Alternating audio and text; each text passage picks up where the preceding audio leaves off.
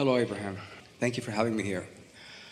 I'd like to take thought where it has never been before on the topic of imagination. You've talked a lot about imagination.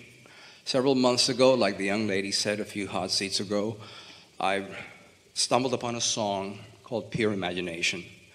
So I've always had the ability to receive imagery. And this has been building momentum. When I receive images, my relationship with the physical world is different. The images I receive have a feeling attached to it. They're visionary, they're abstract, they feel good. Because you're receiving them and they're not tangible. You're giving us an opportunity to say the most important thing from this conversation today. And you have the feeling of the vortex, turning thoughts to things, and then manifesting. You know what we're talking about over here where manifestation is. Manifestation is always going to be full of resistance. Let's just accept it, because there's always going to be contrast, and there are always going to be the potential of things that you could see or bump up against that would cause you at least a temporary step 5, which means step 1 moment. Where over here in this pure non-resistant state, those thoughts turning to things can very well turn to images, and those images can be completely free of resistance, and that's why you're making a differentiation between the way they feel and reality. I play with the question, is it better to use words or imagery for me? It doesn't really matter, because when a vibration is turning to a thought, so what's the difference between the thought and a word? Well, there's more momentum once the word comes than just in the thought of it. And there's more momentum when the image comes than just the thought of it. So it's just a progression of the thought turning to things. It's a stronger progression. So we're just going to take a little bit of an aside, and we're all going to be really happy where this is going. Earlier we were talking about you get what you think about whether you want it or not, and that whatever train of thought you're on, you are getting ready to be ready. Like our friend who watched a documentary and it got him ready for his cat to run off. So you are getting ready to be ready. We know and have often taught this game of scripting or really deliberately imagining, but we want to make this distinction. When you know you're tuned in and you feel good, when those words or images start coming, milk them. Stay there as long as you can and let those images move across your mind. But if you know they're coming from a not good feeling place, do whatever you can to shut them down. Change the subject, take a nap, jump in a lake. So I live in front of a bay, so I could really do that one very easily. So when I have these images, which is very frequent, I kind of took the faucet and satisfying. Yeah. Oh, yeah, yes. yeah. And it's fun. So your question is? The question is, you talk about present is old news. This present manifestation is old news. But these images seem to, and they're brand new. They're becoming of new manifestations. Oh, that's sweet. They are turning to things. And you know, when that manifestation happens, it's going to be new for a minute. That's why the car feels good for the afternoon. In order to live happily ever after, such a wonderful process. Life keeps giving you knowing what you don't want and knowing what you do want, which keeps producing more of the vortex, and then you get into alignment and the vortex feeds you and you receive it, and off you go into more manifestation, which gives you more contrast, which feeds the vortex. It's just this cycle of lovely and delicious and eternal happy becoming. And it only doesn't feel that way to you when you get too heavy-handed on the step 1 and not enough emphasis on the step 3. So imagination is real. Imagination is real, but it's going to get realer. And the realer it gets, the more exciting it is.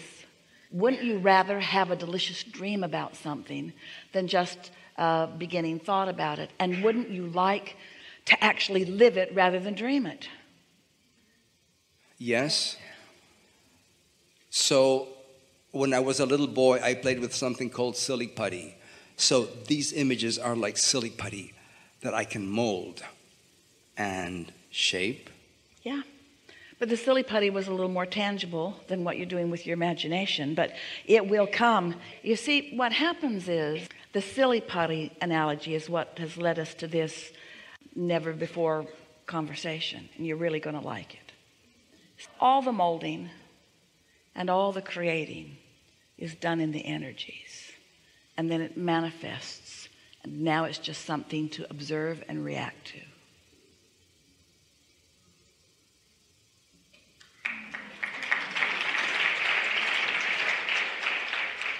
But in the reaction, you put more in the vortex, which amends it. But then the improvement is in the process again.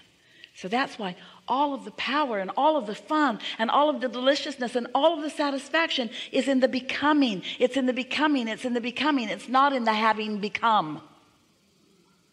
Isn't that interesting? Because so many people think, I got to get over there and then I'll be happy. And we say, yeah, for a minute.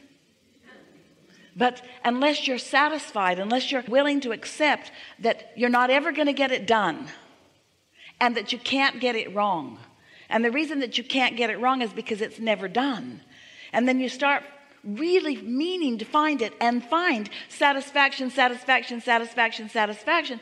Then you take all that angst away and then there's no resistance. And then, oh, the becoming. Your mind is so fertile, the things that you can think of and the universe's ability to deliver the goods to you. Someday we may very well be having demanifestation seminars because there'll be so much that you've been wanting that are coming to your experience. But you'll figure out what to do with it. You'll figure out how to store it. Esther has a hanger. She just puts stuff in the hangers.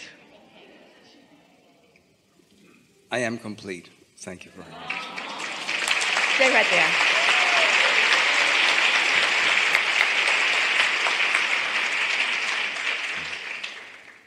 We feel such satisfaction about what has taken place here today.